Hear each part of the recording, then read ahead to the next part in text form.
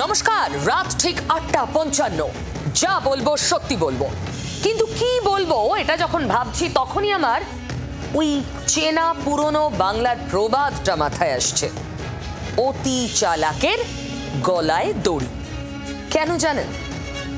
কারণ আমাদের দুই পড়শি পাকিস্তান আর বাংলাদেশ শেখ হাসিনার দেশত্যাগের পর ক্ষমতায় বসেই বাংলাদেশের অন্তর্বর্তী সরকারের মুখ্য উপদেষ্টা মোহাম্মদ ইউনূস কি চালাকিটাই না করেছেন। ওপার বাংলায় ভারত বিরোধী বিদ্বেষের চরম রূপ ইউনূসের আমলেই তো দেখলাম আমরা। যে পাকিস্তানের হাতে বাংলাদেশিদের রক্ত লেগে ঢাকার সেই ইসলামাবাদ প্রীতি তো ইউনূস দেখালেন। আর আজ ইউনূসের অবস্থাটা দেখুন, গোটা পৃথিবী দেখছে। ইংরেজি একটা প্রবাদও ভীষণ মনে আসছে, হিস্ট্রি রিপিটস ইটসেলফ। সেটাই কি দেখতে চলেছে বাংলাদেশ? ক্ষমতাচ্যুত শেখ হাসিনার পরিণতি কি হতে চলেছে বাংলাদেশে হিন্দু নিধন যজ্ঞের পুরোধা মোহাম্মদ ইউনূসের? বাংলাদেশ জাতীয় নাগরিক পার্টির নেতা নাহিদ ইসলামের দাবিতে অন্তত তাই ইঙ্গিত।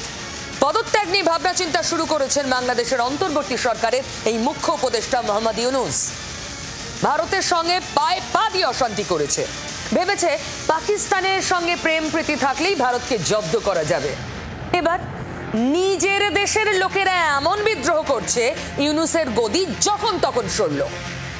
নাহিদ দাবি করছেন ইউনূসের মেয়াদ আর বেশি নয়, যা ঘিরে বাংলাদেশে তো বটেই, গোটা দুনিয়ায় গুঞ্জন চলছে। অতি চালাকের গলায় দড়ি প্রবাদের কথা বলছি। দেখুন, মোহাম্মদ ইউনূস নিজেকে বিরাট চালাক ভেবেছিলেন, এখন গদি টলমল। কিন্তু এটাও চালাকি নয় তো? বলা যায় না, রাজনীতিতে সব সম্ভব, সব। এই যে পদত্যাগ করব করব এক্ষুনি করছি, হ্যাঁ গদি উল্টে গেল, মোহাম্মদ ইউনূসের কোনো চাল নয় তো? ওপার বাংলাতেই তো এই নিয়ে আবার জল্পনা। ইউনূসের গদি টলমল, বাংলাদেশে ফের গৃহযুদ্ধ, এই আশঙ্কাও রয়েছে। আবার ইউনূস চালাকি করে গদি উল্টালো, এই পদত্যাগ করব, এরকম হাওয়া তৈরি করছেন না তো? আসলে চাপ তৈরির কৌশল। আর এক চালাক পাকিস্তান, ভারতের মারে পঙ্গু। পেহেলগাঁওয়ে সন্ত্রাসী হামলা চালিয়ে ইসলামাবাদ ভেবেছিল চক্রান্তের জাল বুনেই যাবে, কিন্তু ভারতের প্রতাপে কম্পন ধরেছে পাকিস্তানের বুকে। নয়াদিল্লির পায়ে ধরে সংঘর্ষ বিরতি ভিক্ষা করে ইসলামাবাদ কোনো ক্রমে বেঁচে আছে।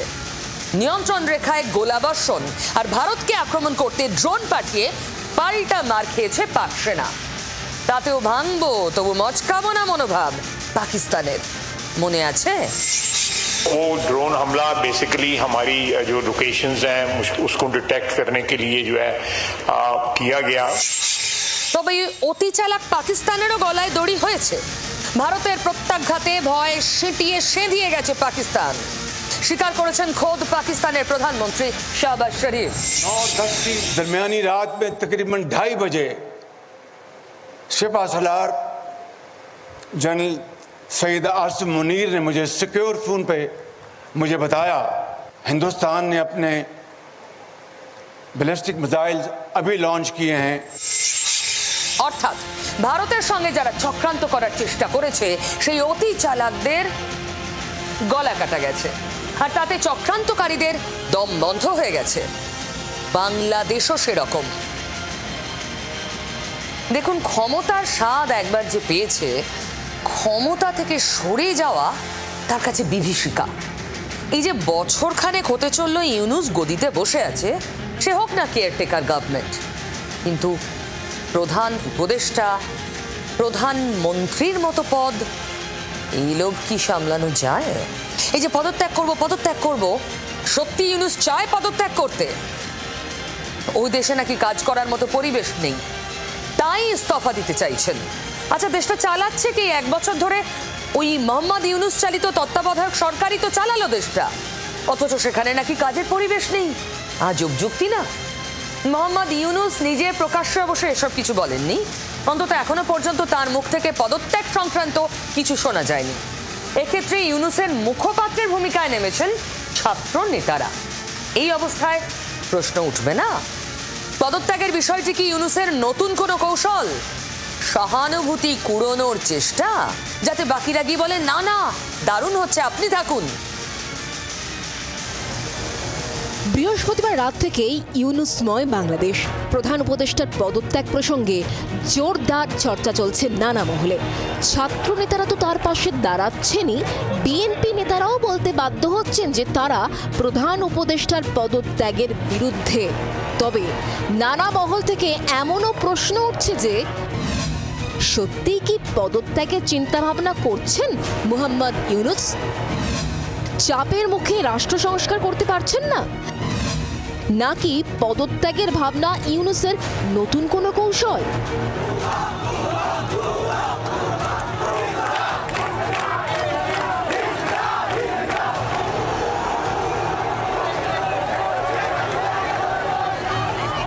গত আগস্টে স্বঘোষিত ছাত্র জনতার আন্দোলনে ক্ষমতাচ্যুত হন শেখ হাসিনা। তারপর রাতারাতি উড়ে এসে ঢাকার মসনদে জুড়ে বসেন মোহাম্মদ ইউনুস। অর্থনীতিবিদ ইউনুসকে প্রধান উপদেষ্টা পদে বসিয়ে তৈরি হয় অন্তর্বর্তী সরকার। কথা ছিল প্রয়োজনীয় সংস্কারের পর অন্তর্বর্তী সরকার বাংলাদেশে নির্বাচনের বন্দোবস্ত করবে। 9 মাস পেরোনোর পরেও কুরসি কামড়ে বসে রয়েছেন মোহাম্মদ ইউনুস, অথচ ভোটের কোনো নামগন্ধ নেই। এই পরিস্থিতিতে ডিসেম্বরের মধ্যে ভোট চেয়ে অন্তর্বর্তী সরকারের ওপর চাপ বাড়াচ্ছে সেনাবাহিনী, চাপ বাড়াচ্ছে প্রাক্তন প্রধানমন্ত্রী খালেদা জিয়ার দল বিএনপিও। ওয়াকিবহাল মহলের মতে ভোট নিয়ে চাপ কাটাতেই সুকৌশলে পদত্যাগের প্রসঙ্গ হাওয়ায় ভাসিয়ে দিয়েছেন ইউনুস পদত্যাগ করতে চাইছে। ইউনুসের পদত্যাগ করতে চাওয়াটা একটা কৌশল হতে পারে, অর্থাৎ তিনি পাল্টা একটা চাপ দিতে চাইছেন এবং ছাত্র ও জনতার মধ্যে একটা সিম্প্যাথি আদায়ের চেষ্টা করছেন যে দেখো সেনার চাপে বা অন্যান্য রাজনৈতিক দলের চাপে আমি কাজ করতে পারছি না, আমাকে সরে যেতে হচ্ছে। এই রকম একটা অবস্থা হয়তো ইউনুস চাইছে। কূটনৈতিক বিশেষজ্ঞদের একাংশের মতে শেষমেশ ইউনুসের কৌশল কাজে দিলে নির্বাচন নিয়ে চাপ তো কমবেই, সেই সঙ্গে ঢাকার মসনদে তার স্থায়িত্বও বাড়বে। অনেক ভেবে চিন্তেই পদত্যাগের তাস খেলেছেন নোবেল জয়ী ইউনুস। ইউনুস হয়তো চালাকি করছেন, হয়তো চাপ বাড়াচ্ছেন, কিন্তু গোটা দুনিয়া জুড়ে প্রশ্নটা এটাই, ইউনুস কি ইস্তফা দিচ্ছেন? আনুষ্ঠানিকভাবে অন্তর্বর্তী সরকার কিচ্ছু বলেনি। ছাত্র নেতাদের দাবি এরকমই। বাংলাদেশের প্রথম সারির একাধিক সংবাদ মাধ্যম সূত্র বলছে সেদেশে কার্যত রুটিনে পরিণত হওয়া অবরোধ, আন্দোলন, সংস্কার নিয়ে মতানৈক্য, নিরপেক্ষ নির্বাচন নিয়ে সংশয়, নানা ইস্যুতে ক্ষোভ আর হতাশা তৈরি হয়েছে মোহাম্মদ ইউনুসের মধ্যে। তাই কুর্সিতে বসার বর্ষপূর্তির আগেই পদত্যাগ নিয়ে ভাবনা চিন্তা শুরু করে দিয়েছেন বাংলাদেশের অন্তর্বর্তী সরকারের প্রধান উপদেষ্টা। গত আগস্টে বাংলাদেশের প্রধানমন্ত্রীর পদ থেকে শেখ হাসিনার ইস্তফার পর 9 মাস পেরিয়ে গিয়েছে। এখনো ভোট নিয়ে কোনো সিদ্ধান্তের ধারে কাছেও পৌঁছতে পারেনি ঢাকা। জানিয়ে পদ্মাপাড়ে তুঙ্গে উঠেছে চাপানুতর। দ্রুত নির্বাচনের জন্য নানা মহল থেকেই অন্তর্বর্তী সরকারের ওপর চাপ তৈরি হচ্ছে। এই পরিস্থিতিতে প্রধান উপদেষ্টা মোহাম্মদ ইউনুসের ইস্তফার ইচ্ছে প্রকাশ নিয়ে বাংলাদেশ জুড়ে শোরগোল পড়ে গিয়েছে। বৃহস্পতিবার রাতে ইউনুসের সঙ্গে দীর্ঘক্ষণ বৈঠক করেন ছাত্রদের দল জাতীয় নাগরিক পার্টির আহ্বায়ক নাহিদ ইসলাম। বৈঠক থেকে বেরিয়ে সংবাদ মাধ্যমে নাহিদ দাবি করেন, আবার পরিবর্তনের পথে বাংলাদেশের অন্তর্বর্তী সরকারের প্রধান উপদেষ্টা মোহাম্মদ ইউনুস তিনি ইস্তফা দিতে ইচ্ছা প্রকাশ করেছেন। তিনি কাজ করতে পারছেন না, তার কাজ করতে অসুবিধা হচ্ছে। কিন্তু কেন?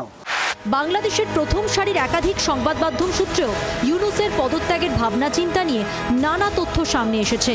বাংলাদেশের সংবাদ মাধ্যম প্রথম আলোর প্রতিবেদন অনুযায়ী বৃহস্পতিবার উপদেষ্টা পরিষদের বৈঠকে ঢাকায় প্রতিদিন রাস্তা আটকে আন্দোলন, সংস্কার সহ বিভিন্ন বিষয়ে রাজনৈতিক দলগুলির ঐক্যমত্য না হওয়া, দেশের কাজে নানা পক্ষের অসহযোগিতার বিষয়ে আলোচনা হয়। আলোচনার এক পর্যায়ে কাজ করতে না পারার বিষয়টি তুলে ধরেন প্রধান উপদেষ্টা। তিনি আরও বলেন, সংস্কারের বিষয়ে এখনও তেমন কিছু হলো না, তাহলে তিনি কেন থাকবেন? আলোচনায় এমন প্রশ্নও তোলেন মোহাম্মদ ইউনুস। এখানেই শেষ নয়। প্রথম আলোর প্রতিবেদন অনুযায়ী উপদেষ্টা পরিষদের বৈঠকে ইউনূস আরও বলেন, তাঁরা যেন আরেকটি অন্তর্বর্তী সরকার গঠন করেন, কারণ তিনি চলে যেতে চান। বর্তমান পরিস্থিতিতে অবাধ ও নিরপেক্ষ নির্বাচন আয়োজন নিয়েও সংশয় প্রকাশ করেন তিনি। এই সময় নির্বাচন হলে এবং ব্যালট ছিনতাইয়ের মতো ঘটনা ঘটলে পুলিশ প্রশাসন তা ঠেকাতে পারবে কিনা সে বিষয়েও সংশয় প্রকাশ করেন প্রধান উপদেষ্টা। অন্যদিকে ভালো নির্বাচন করতে না পারলে মানুষ তাকে দায়ী করবে বলেও আলোচনায় উল্লেখ করেন ইউনূস।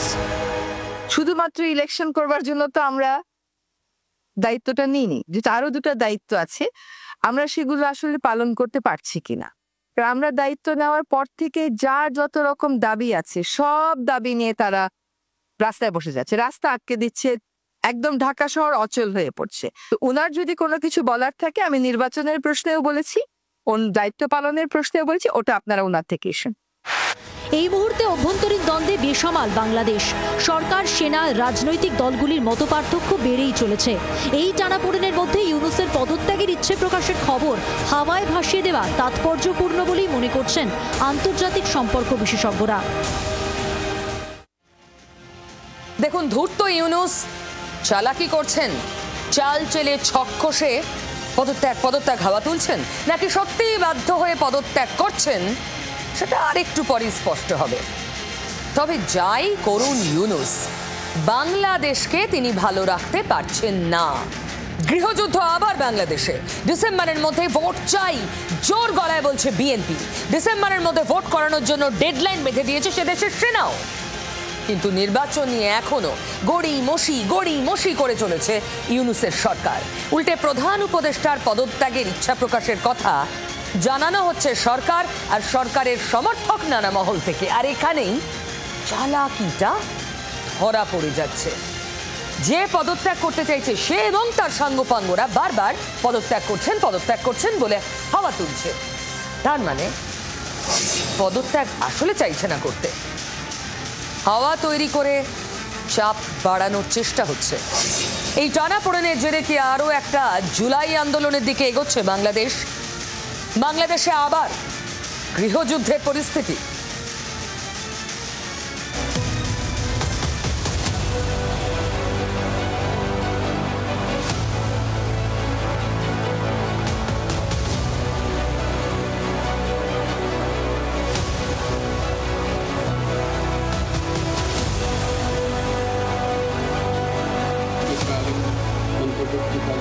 জুলাই আন্দোলনের সৌজন্যে বাংলাদেশের নিঃসন্দেহে পরিবর্তন হয়েছে। সে দেশের সরকার বদলেছে, তার হাত ধরে সরকার প্রধানের মুখও বদলেছে। কিন্তু মানুষের আশা আকাঙ্ক্ষা পূরণ হয়েছে কি? মূল্যবৃদ্ধি থেকে মব জাস্টিস, হিন্দু নির্যাতন থেকে আম নাগরিকের হেনস্থা, সবকিছুই বলে দিচ্ছে ভালো নেই বাংলাদেশ। এই পরিস্থিতি থেকে বাংলাদেশের বেরোনোর একমাত্র উপায় হতে পারে নির্বাচন। ঢাকার মসনদে নির্বাচিত সরকার, কিন্তু বিগত 9 মাসে ইউনূসের জামানায় নির্বাচন নিয়ে যেন মাথাই ঘামাচ্ছে না অন্তর্বর্তী সরকার। নানা অজুহাতে ভোট পিছনোর ফন্দি আঁটছে। এই পরিস্থিতিতে দ্রুত ভোট করানোর জন্য ইউনূসের ওপর চাপ দিচ্ছে সেনাবাহিনী। প্রধান উপদেষ্টার ওপর চাপ বাড়াচ্ছে খালেদা জিয়ার দল বিএনপিও।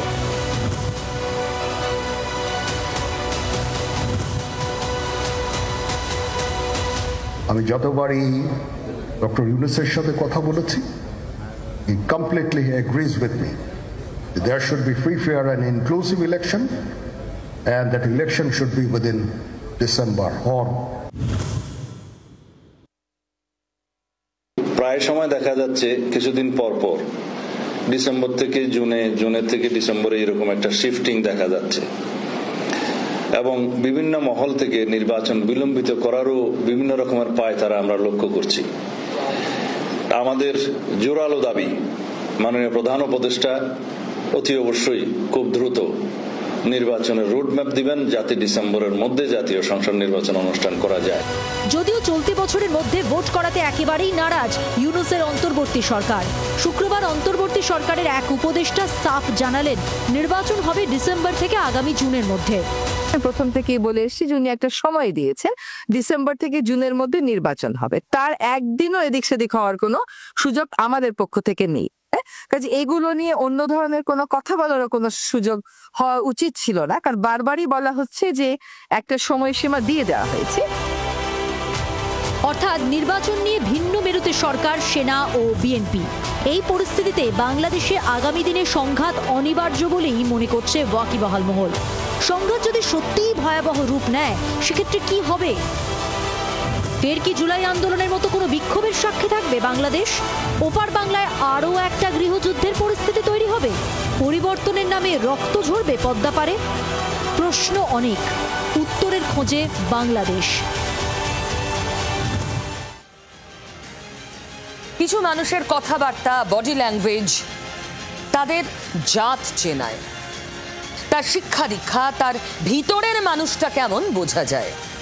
আর এই যে দুই দেশ, পাকিস্তান আর বাংলাদেশ, এদের যারা হত্যাকর্তা রয়েছে তাদের হাব ভাব, বডি ল্যাঙ্গুয়েজ, মুখের ভাষা খুব স্পষ্ট করে বলে দেয় আসলে এদের ভিতরটা কেমন। যেমন পাক সেনাকর্তা, তার মুখের ভাষা হুবহু জঙ্গির ভাষা, তাও আবার যে সে জঙ্গি নয়, লস্কর নেতা। মুম্বাই হামলার মাস্টার মাইন্ড হাফিজ সাইদও ভারতকে হুমকি দিয়ে বলেছিল, সিন্ধুর জল আটকালে নিঃশ্বাস বন্ধ করে দেব। অপারেশন সিঁদুরে কোণঠাসা পাক সেনার মুখপাত্র হুমকি দিয়ে একই কথা বলছে। ফের নিষ্ফলা, ফাঁকা আওয়াজ, ফাঁকা বুলি। পাকিস্তানের জঙ্গি, পাকিস্তানের মন্ত্রী, এক কথা, এক বুলি।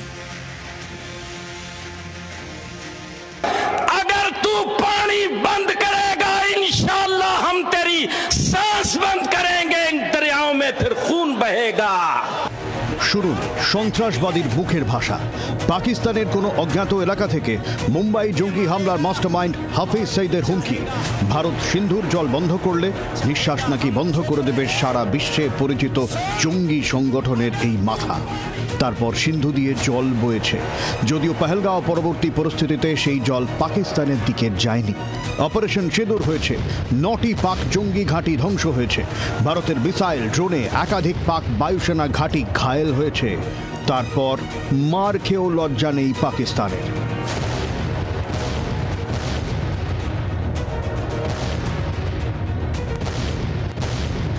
এবার শুনুন এনার হুমকি।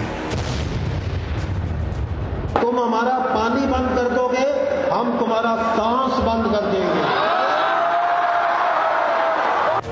ইনি পাকিস্তান সেনার মুখপাত্র লেফটেন্যান্ট জেনারেল আহমেদ শরীফ চৌধুরী। তার মুখেও সন্ত্রাসীর আদলে একই হুমকি, ভারত সিন্ধুর জল আটকালে নিঃশ্বাস বন্ধ করে দেবেন উনি। তার ভাইরাল ভিডিও নিয়ে এখন শোরগোল। জঙ্গি নেতা হাফিজ সঈদ ও পাক সেনা কর্তা আহমেদ শরীফ চৌধুরী এখন মিলেমিশে একাকার।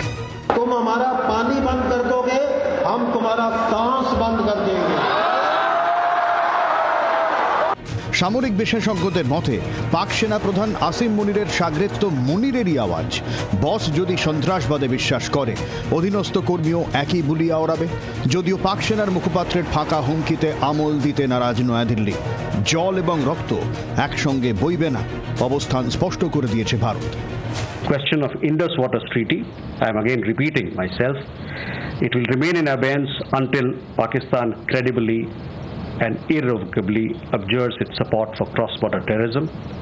As our Prime Minister has said, water and blood cannot flow together. এখন প্রশ্নকেই আহমেদ শরীফ চৌধুরী। ভারতের অপারেশন সিঁদুরের সময় পাকিস্তানের পক্ষ থেকে মিথ্যাচারের দায়িত্ব দেওয়া হয়েছিল এই সেনাকর্তাকে। লেফটেন্যান্ট জেনারেল আহমেদ শরীফ চৌধুরীর বাবা পাকিস্তানের দাগি পরমাণু বিজ্ঞানী। শোনা যায় একসময় ওসামা বিন লাদেনের হাতে পরমাণু অস্ত্র তুলে দেওয়ার ফিকিরও ছিল তার। পাক সেনার জঙ্গি প্রীতি নতুন নয়। ভারতের সেনার অস্ত্রের ঘায়ে নিকেশ হওয়া জঙ্গিদের শেষকৃত্যে দেখা গিয়েছে একাধিক সেনাকর্তাকে। সেনা ইউনিফর্মের আড়ালে যে সন্ত্রাসবাদীরাই লুকিয়ে, ফের বোঝালেন মুনিরের অধস্তন সেনাকর্তা।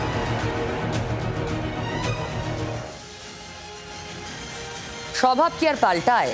স্বভাব মরলেও যায় না। ভারতের মার খেয়ে গুটিয়ে গিয়েও ফোঁস করার সাহস দেখাচ্ছে পাকিস্তান।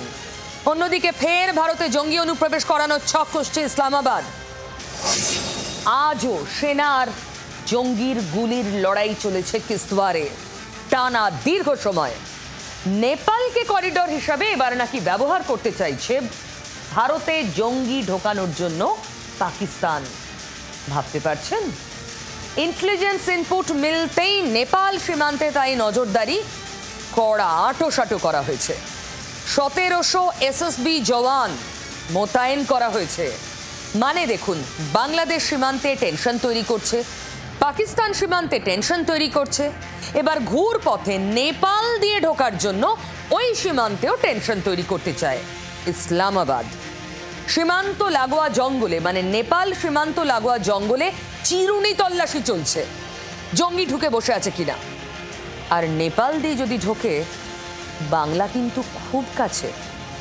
পেহেলগাঁওয়ে সন্ত্রাসবাদী ঢুকিয়ে ভূস্বর্গকে রক্তাক্ত করে পাকিস্তান আমাদের ক্ষতবিক্ষত করতে চেয়েছে, টেরও পেয়েছে তার ফল কি হয়। কিন্তু তারপরেও ওরা সোজা হওয়ার নয়।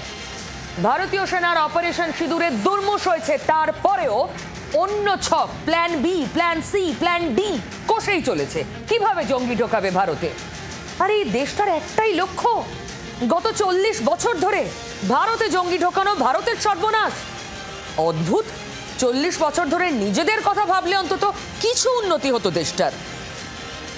বিশ্বের বিভিন্ন দেশে গিয়ে ভারতের সাংসদদের দল পাকিস্তানের সন্ত্রাসে মদতের মুখোশ খুলে দিচ্ছে, কিন্তু এত কিছু সত্ত্বেও লজ্জা নেই পাকিস্তানের।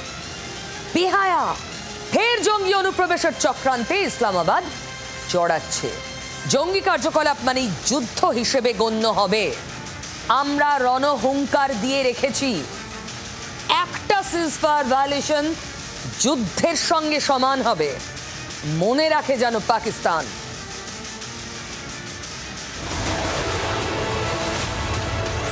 অপারেশন সিঁদুরে পাকিস্তান ও পাক অধিকৃত কাশ্মীরে 9টি পাক জঙ্গি ঘাঁটি ধ্বংস।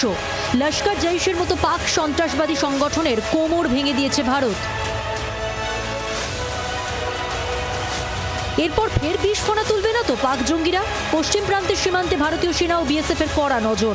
পূর্ব প্রান্তে বাংলাদেশেও জেএমবির মতো জঙ্গি সংগঠন ভারতীয় গোয়েন্দাদের মাথা ব্যথা। এই পরিস্থিতিতে প্রকাশ্যে এসেছে ভয়াবহ তথ্য। সূত্রের খবর, পাকিস্তান ও বাংলাদেশের সন্ত্রাসবাদীরা নেপাল হয়ে ভারতে প্রবেশের পরিকল্পনা করছে। নেপাল সীমান্তে সেই ঘন জঙ্গলে পৌঁছে গিয়েছিল জি মিডিয়া।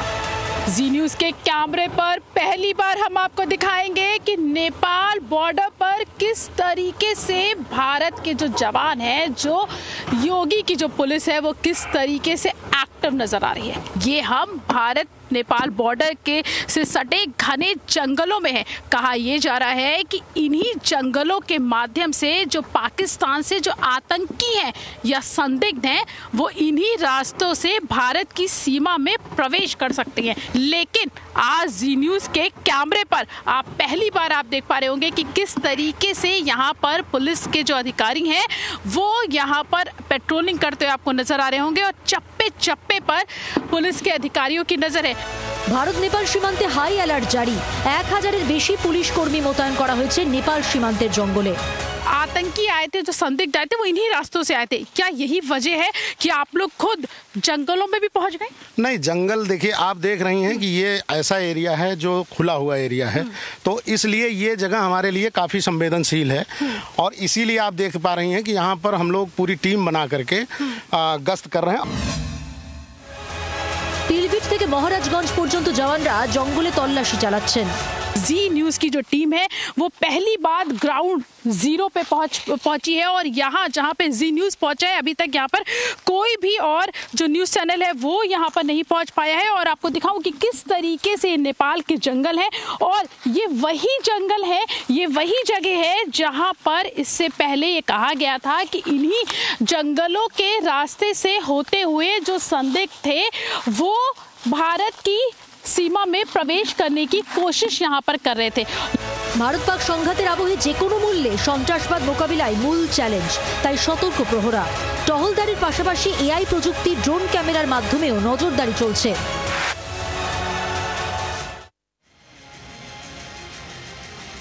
তবে পাকিস্তানের এই সমস্ত কারনামার মাঝেই খুব চর্চা হচ্ছে পাকিস্তানের অনুমতি নিয়ে।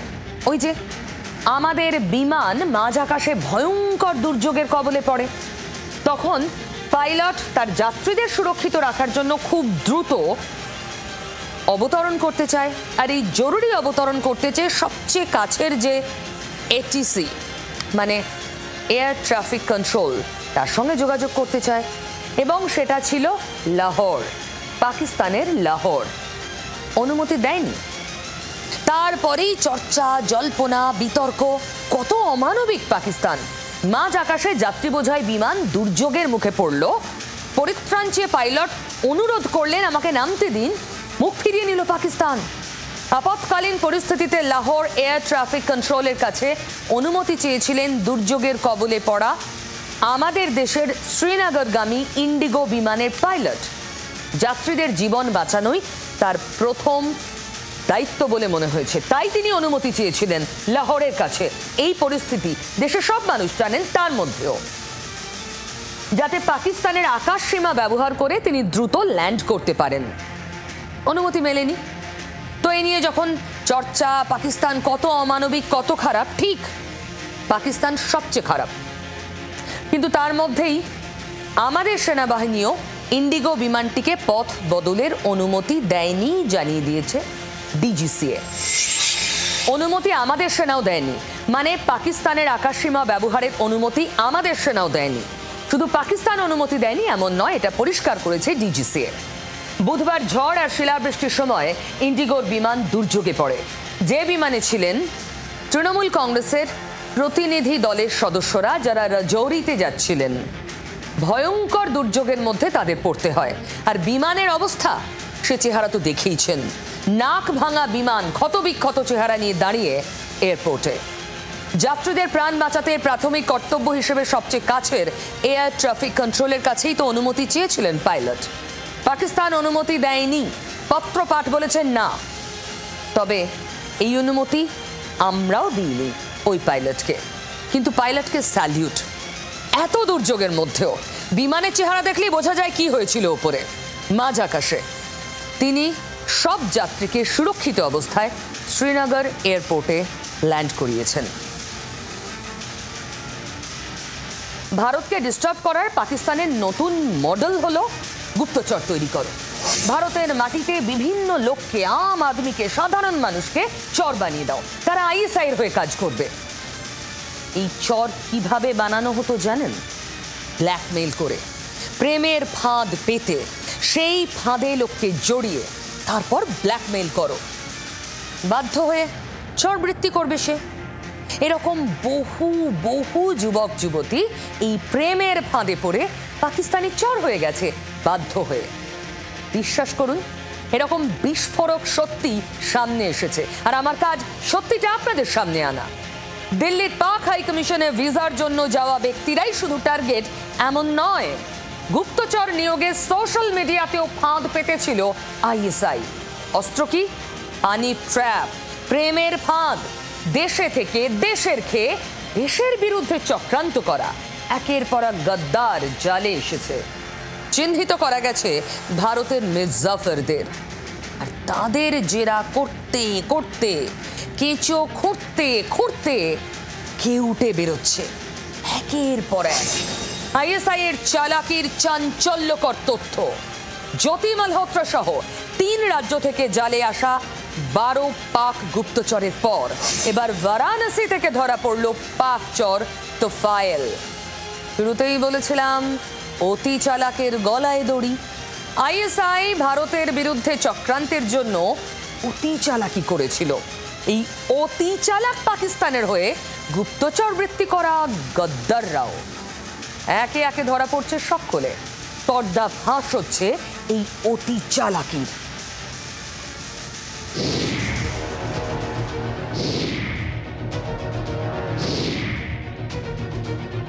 প্রেমে হড়কে দেশের সঙ্গে গদ্দারি, সোশ্যাল মিডিয়ায় হানি ট্র্যাপ আইএসআই এর সঙ্গে ফাঁদে পা দিয়ে পাকিস্তানের হয়ে গুপ্তচর বৃত্তি বারাণসীর যুবকের।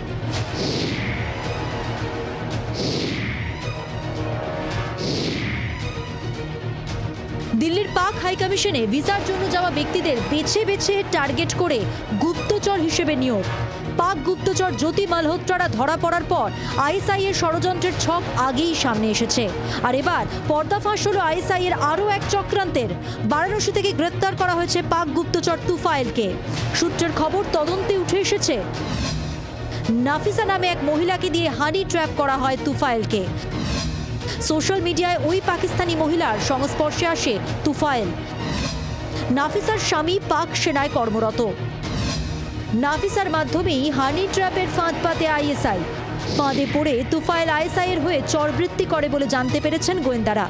নাফিসার সঙ্গে তুফাইলের হোয়াটসঅ্যাপ চ্যাটে সংবেদনশীল তথ্য মিলেছে বলে খবর।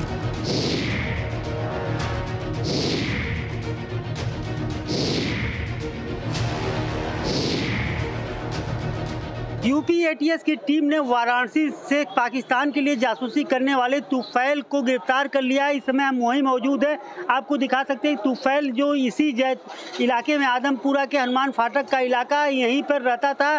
इसके साथ साथ दोषीपुरा इलाके में भी तुफैल का घर है। हालांकि तुफैल पिछले 10 साल से अपने ननिहाल जो कि यहीं लगातार रहता था अपनी मां के साथ, तुफैल को कल देर शाम एटीएस की टीम ने गिरफ्तार। তুফাইল পাকিস্তানের চরজেনে হতবাক এলাকার মানুষ।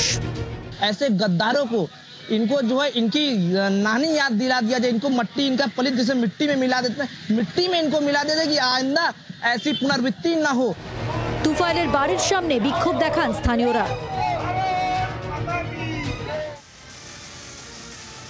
যা বলি সত্যি বলি, পাকিস্তান নিয়ে যা বলি কোথাও 1 ইঞ্চি রং নেই।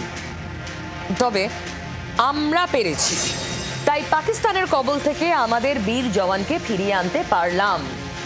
ঘরে নিজের মা, নিজের অন্তঃসত্ত্বা স্ত্রীর কাছে ফিরলেন পূর্ণম কুমার সাউ। আর 33 দিনের একটা চক্র যেন পূর্ণ হলো সেই সঙ্গে। হাসি ফুটলো তার পরিবারের মুখে। পরিবারের উদ্বেগ উৎকণ্ঠার সঙ্গে আমরাও তো উৎকণ্ঠায় ছিলাম। গত 14ই মে ভারতে ফিরেছিলেন বিএসএফ জওয়ান পূর্ণম কুমার সাউ। আর আজ হুগলির রিশরার বাড়িতে অকাল দীপাবলি। বাড়ি সাজানো হয়েছে আলো দিয়ে, চলেছে মিষ্টি মুখ। কারণ 1 মাসের বেশি সময় পরে ঘরে ফিরল ছেলে। এবং কি চরম টেনশন বলুন তো, আপনার আমার সবার মনের মধ্যে হয়েছে যখন অপারেশন সিঁদুর চলছে। পূর্ণমের কি হবে? পাক রেঞ্জার্স কি করবে? জঘন্য একটা দেশ। শেষমেশ পরিবারের কাছে ফিরতে পারলেন পূর্ণম। খুব ভালো লাগছে, নিঃসন্দেহে এটা ভালো খবর। মালা পরিয়ে বীর জওয়ানকে বরণ করে নিল রিশরা। ঘরের ছেলে ঘরে ফিরে আসায় উৎসবের আমেজ পূর্ণমের পাড়ায়।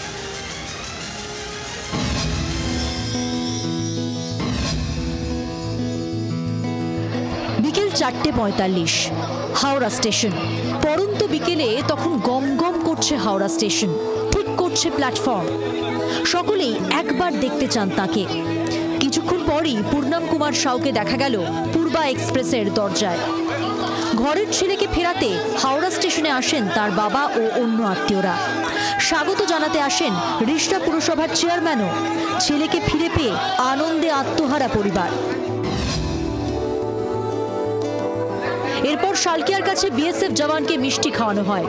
রিশরায় হুড খোলা গাড়িতে বাড়ি পর্যন্ত আনা হয়। এর মধ্যে জি 24 ঘন্টাকে এক্সক্লুসিভ প্রতিক্রিয়া দিলেন বাংলার সন্তান পূর্ণম সাউ। এই মুহূর্তে বাড়ি ফিরছেন পূর্ণম কুমার সাউ এবং তাকে ঘিরে বহু মানুষের উত্তেজনা উদ্দীপনা খুব স্বাভাবিকভাবে আমার সাথে রয়েছেন। কেমন লাগছে আপনার বাড়ি ফিরে?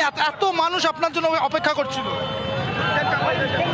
ভালো লাগছে, সবই দেশবাসী আমার জন্য অপেক্ষা করলো, যের জন্য আমি ওয়াপস দুবারা আপনার ইন্ডিয়াতে চলে আসলাম। আপনার ছেলে সবারই ধন্যবাদ দিচ্ছি ওর জন্য কি আমি দুবারা ইন্ডিয়াতে চলে আসলাম। ওনাদের আশীর্বাদের জন্য আমি এখানে আজকে রিশরাতে দাঁড়িয়ে চেয়ারম্যান সঙ্গে দাঁড়িয়ে আছি। এদিন সকাল থেকে রিশরা সাউ পরিবারে ছিল উৎসবের আবহ। বাড়িতে আলপনা থেকে আলোকসজ্জা, সকাল থেকেই অকাল দীপাবলি পালন। ফাইনালি রিশরাতে পৌঁছে গিয়েছেন পূর্ণম কুমার সাউ। ওনার স্ত্রীর সাথে কথা বলে কীরকম লাগছে? মানে সকাল থেকেও আপনি ওয়েট করছিলেন। নিশ্চয়ই দেখুন আজকে ভালো লাগছে, কেন কি আজকে 23 তারিখ, ঘটনাটা আজকেই 23 এপ্রিল ঘটেছিল যখন উনি পাকিস্তানে অ্যারেস্ট হয়েছেন। নিশ্চয়ই আছে, খুব ভালো লাগছে, একটা খুব বড় দিন আছে আমাদের জন্য। অ্যাজ এ মনু আমাদের একটা দীপাবলি আমরা সেলিব্রেট করছি। এটা 23 দিন পর পাক কবজা থেকে ঘরে ফেরা। গত 23 এপ্রিল ভুলবশত কাঁটাতার পেরিয়ে সীমান্তের ওপারে বন্দী।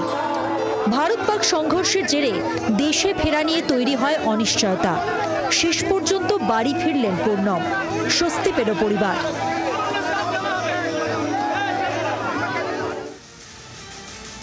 মনে করুন তো, সেদিনও ছিল 23 তারিখ। 1-23 সীমান্তের ওপারে বন্দি, আর 1-23 ঘরে ফেরা। গত 23 এপ্রিল পাকিস্তানে বন্দি হওয়া থেকে বিএসএফ জওয়ান পূর্ণম কুমার সাউয়ের বাড়ি ফেরা। বিএসএফ জওয়ানকে ফেরাতে ফ্ল্যাগ মিটিং, কূটনীতি থেকে সম্ভাব্য সব রকম চেষ্টা চালিয়ে গিয়েছে ভারত সরকার। পূর্ণমকে ফিরিয়েছেন নয়াদিল্লি, আর রাজ্যের মুখ্যমন্ত্রী লাগাতার যোগাযোগ রেখে গেছেন পরিবারের সঙ্গে। গত 1 মাসে পূর্ণমকে কেন্দ্র করে যা যা ঘটনা প্রবাহ, দেখেনি এক ঝলকে। ভুলবশত কাঁটাতার পেরিয়ে সীমান্তের ওপারে বন্দী, ভারত পাক সংঘর্ষের জেরে দেশে ফেরা নিয়ে অনিশ্চয়তা, নয়াদিল্লির চাপে শেষে দেশে প্রত্যাবর্তন, ফ্ল্যাগ মিটিং থেকে কূটনীতি, বাঙালি বিএসএফ জওয়ান পূর্ণম কুমার সাউয়ের পাক রেঞ্জার্সদের হাতে আটক হওয়া ঘিরে ঘটনার ঘনঘটার সাক্ষী গোটা দেশ।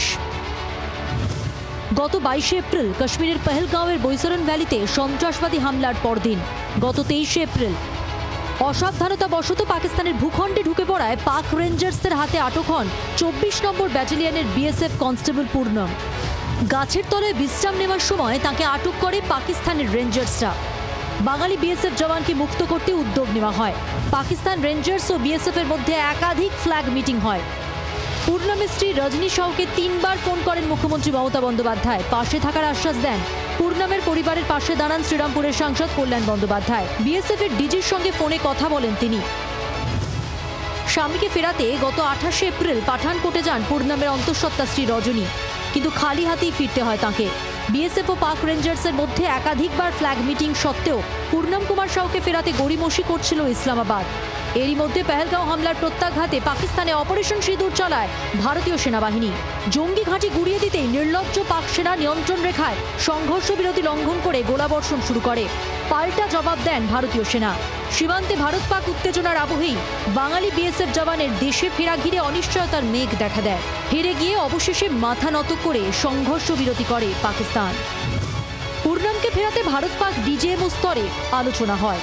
এরই মধ্যে গত 3রা মে রাজস্থানে বিএসএফ এর হাতে ধরা পড়ে এক পাক রেঞ্জার্স। কূটনৈতিক চাপ ছিলই, এবার সরাসরি চাপে পড়ে পাকিস্তান।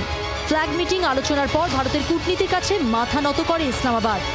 গত 14 মে পূর্ণম কুমার সাউকে ফিরিয়ে দেয় পাকিস্তান। আটারি ওয়াঘা সীমান্ত দিয়ে দেশে ফিরে আসেন পূর্ণম। দেশে ফেরার পর তাঁর স্বাস্থ্য পরীক্ষা করা হয়। বাঙালি বিএসএফ জওয়ানকে জিজ্ঞাসাবাদ করে বিভিন্ন এজেন্সি। স্বস্তির খবর এসেছিল গত 14 মে। আজ চোখ জুড়লো পরিবারের। ঘরে ফিরল ঘরের ছেলে। পূর্ণম সাউয়ের রিশার বাড়িতে তো এখন আলোর ঝলকানি, মুখে হাসি, হাতে হাতে মিষ্টি। 14 মে থেকে কিভাবে কেটেছে পূর্ণমের, মানে জবে থেকে তিনি মুক্তি পেলেন পাক কবজা থেকে আজ পর্যন্ত মাঝের এই 10টা দিন। নিয়ম অনুযায়ী ভারতে ফেরার পর পূর্ণমের মেডিকেল পরীক্ষা হয়। তারপর তার সঙ্গে কথা বলে বিভিন্ন এজেন্সি। আটক করার পর তাকে কোথায় রাখা হয়, কোনো নির্যাতন হয়েছে, তার কাছে কি কি জানতে চেয়েছে পাক সেনা, পূর্ণম কি কি বলেছেন, কারা এসেছিল দেখা করতে, সব। এই 10 দিনের রিহ্যাবিলিটেশনে থাকার পর আজ বাড়ি ফিরলেন বিএসএফ জওয়ান।